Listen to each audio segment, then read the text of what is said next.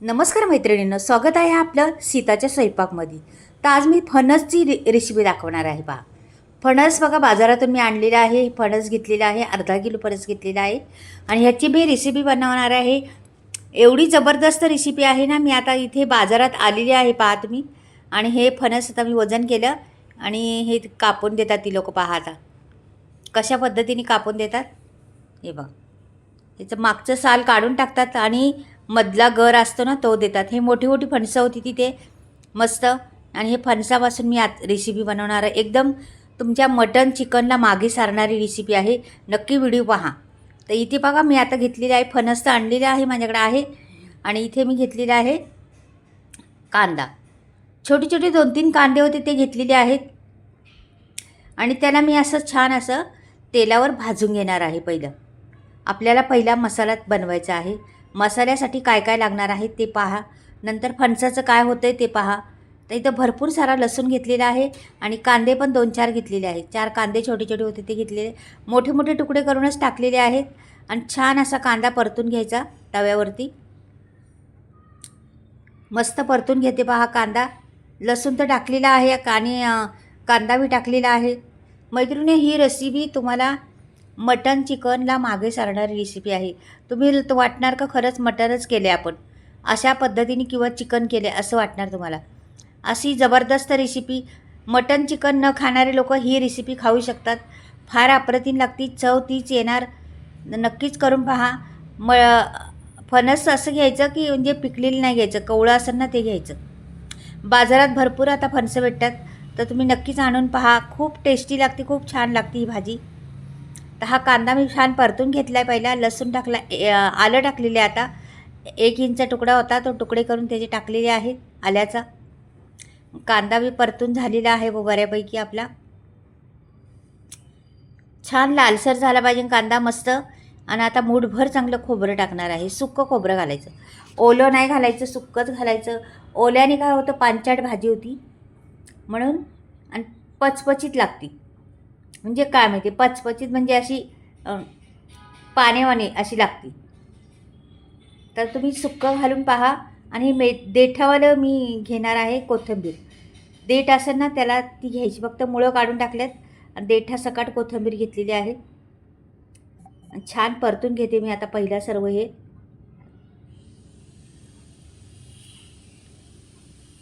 सर्व आता परतून बहुतेक झालेलंच आहे माझं. त्याच्यात मी थोडंसं आता धणे टाकणार आहे चमच्याभर.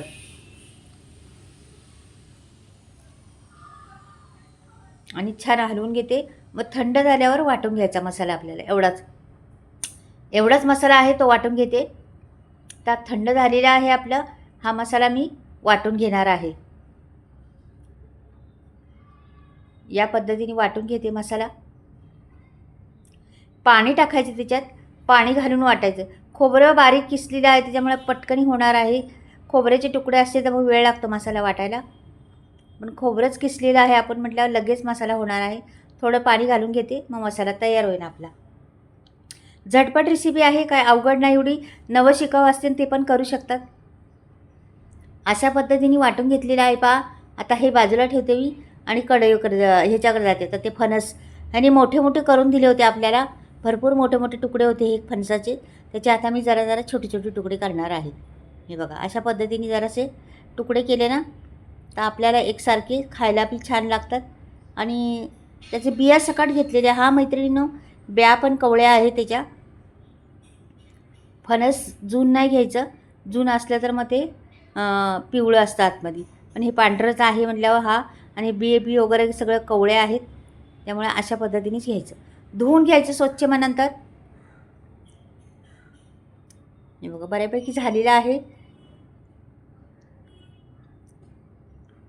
आणि आता हे मोठे मोठे जरा राहिले ते पण जरा तुकडे करून घेते. काय होतं, जर मोठे राहिले तर मग काही छोटे असतील ते शिजून जातील आणि मोठे तशीच राहतील.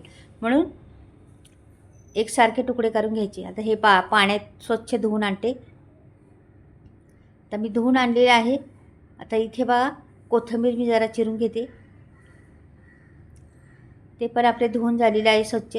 कोथिंबीर आपल्याला लागणार आहे पुढे म्हणून मी ठेवलेली आहे. तर इथे आता बाजूला ठेवते आणि कढई ठेवते गॅसवरती. इथे कढई ठेवलेली आहे गॅसवरती. एक पळीभर तेल ओतायचं.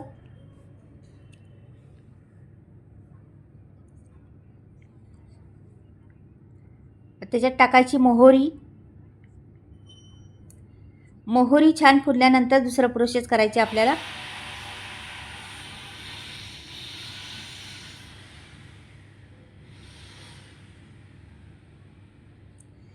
कोथिंबीर टाकली, मोहरी टाकली, जिरं टाकले, छान झाले. आता मसाला टाकते मी. मालवणी मसाला 1.5 चमचा टाकलेला आहे. रंग पहा कसा येणार आहे त्याला. गरम मसाला टाकलेला अर्धा चमचा. थोडासा कमी वाटला मला म्हणून आणखीन थोडा टाकला, म्हणजे 2 चमचे मालवणी मसाला आहे. तर आता हे सगळं सोडून द्यायचं, त्याच्यात छान परतून घ्यायचे आपल्याला. मसाला त्याला लागला पाहिजे अशा पद्धतीने परतायचे.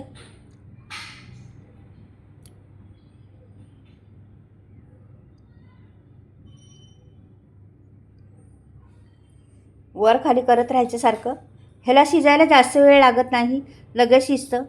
म्हणून जास्त पण शिजवायचं नाही, ते चव देत नाही मग जास्त शिजवल्यामुळं. थोडीशी गरम करून उकळी येते का आली का झालं आपलं तयार होतं. त्याच्यामुळे पाणी टाकताना वेताचंच पाणी टाका, नाही तर खूप पाणी टाकल्यानंतर शिजतं तर लगेच ते. त्याच्यामुळं ती काळजी घ्या. अशा मध्ये टिप्स आहेत त्या लक्षात ठेवा का आपली रेसिपी कधीच फसत नाही. तर झाकून ठेवलेलं आहे. तर आता मी काढते, उलटं पालटं करते. जरा 1 मिनिटभर झाकून ठेवलं होतं, जास्त नाही. त्याला जरा मुरून दिलं मसाल्याला. आणि आता वरून तो मसाला घेतलेला वाटलेला आहे ना आपण, तो घालायचा आपल्याला याच्यावर. तर मसाला मी काही फ्राय करणार नाही, हा का की आपण पहिलाच फ्राय करून टाकलेला ना, म्हणून ह्याला फ्राय आता नाही करणार. आता पाणी ओतणार डायरेक्ट आणि ह्याला शिजून देणार. पाणी बेताचं होता, किती हवेला तेवढंच होता पाणी. पाणी शक्यतो गरम ओतलं तर छानच आहे. मी गरम पाणी ओतलेलं आहे, त्याच्यामुळे लगेच उकळी आली पहा.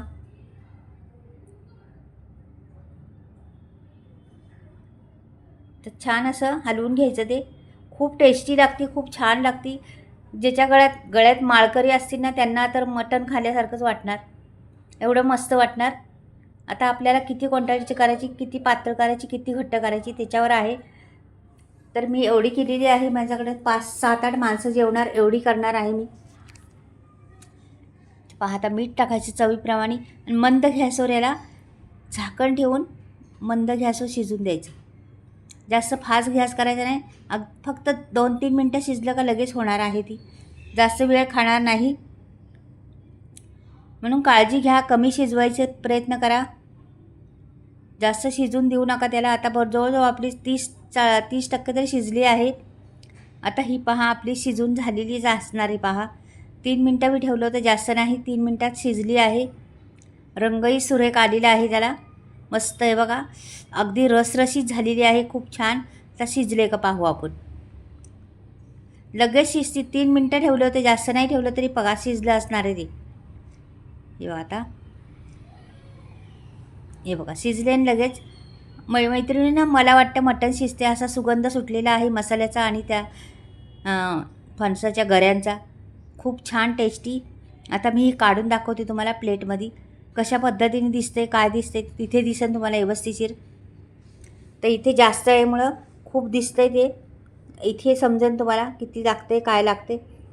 ही रेसिपी तुम्ही भातावर खाऊ शकता, भाकरीबरोबर किंवा चपातीबरोबर, फुलक्यावर, कशावर खाऊ शकता. तोंडी लावण्यासाठी बी घेऊ शकता, भातावर पण आमटी म्हणून घेऊ शकता. मी अशा पद्धतीने केलेली आहे. दोन्ही प्रकार चालू शकतात. तर तुम्हाला आवडेल त्या पद्धतीने खा. पण नक्कीच आवडली तर लाईक आणि सबस्क्राईब करायला बिलकुल विसरू नका. नवीन चॅनलला सपोर्ट करा. छान छान रेसिपी असतात, पाहायला भेटतात. नवीन काहीतरी वेगळं असतं रेसिपीमध्ये जान असते. तर तुम्ही नक्कीच पहा. किती सुंदर दिसतंय, किती छान दिसतंय. वाटते का नाही चिकनची प्लेट भरलेली आहे म्हणून. अगदी चव पण तशीच लागते. तर या पद्धतीने करून पहा मैत्रिणींनो. केलं असेल तुम्ही बऱ्याच वेळा, पण ही पद्धत नसेल केली तर जरूर करून पहा. ही पद्धत अगदी वेगळी आहे, खूप टेस्टी लागणारी आहे. वरून जराशी कोथिंबीर पेरते मी, आणखीन छान दिसन ते. तर भरपूर कोथिंबीर पडली, मी थोडीशी काढणार आहे तिथली. हे बघा छान अशी. आता फोटो काढते मस्त एक आणि दाखवते. अप्रतिम टेस्ट, आपला साधा सोपा मसाला घरातला कांदा खोबऱ्याचा आणि तो रेसिपी बनवलेली आहे. तर ही रेसिपी नक्की आवडेलच तुम्हाला. आवडली तर लाईक आणि सबस्क्राईब करायला बिलकुल विसरू नका. बनवत जा, खात जा, मुलाबाळांना, घरातल्या फॅमिलीला खायला घालत जा. आता मी मसाल्याविषयी सांगते. बऱ्याच मैत्रिणींचे फोन येतात मला सारखे, ताई मसाला आला का, मसाला आला का. तर मैत्रिणींना मसाला आलेला आहे, तुम्हाला घ्यायचा असला तर मी स्क्रीनवर नंबर देते, ऑर्डर करू शकता तुम्ही. मसाला पुरा महाराष्ट्रावर जातो, कुठेही जातो, काही प्रॉब्लेम नाही. घरपोच फ्री डिलिव्हरी आहे. बिना केमिकलचा मसाला, चुलीवर भाजलेला, डंकावर कुटलेला आहे. नक्कीच घ्या. तर मसाले तर घ्याच तुम्ही, पण ही माझी फणसाची रेसिपी कशी झाली ती नक्कीच कळवा. चला बाय.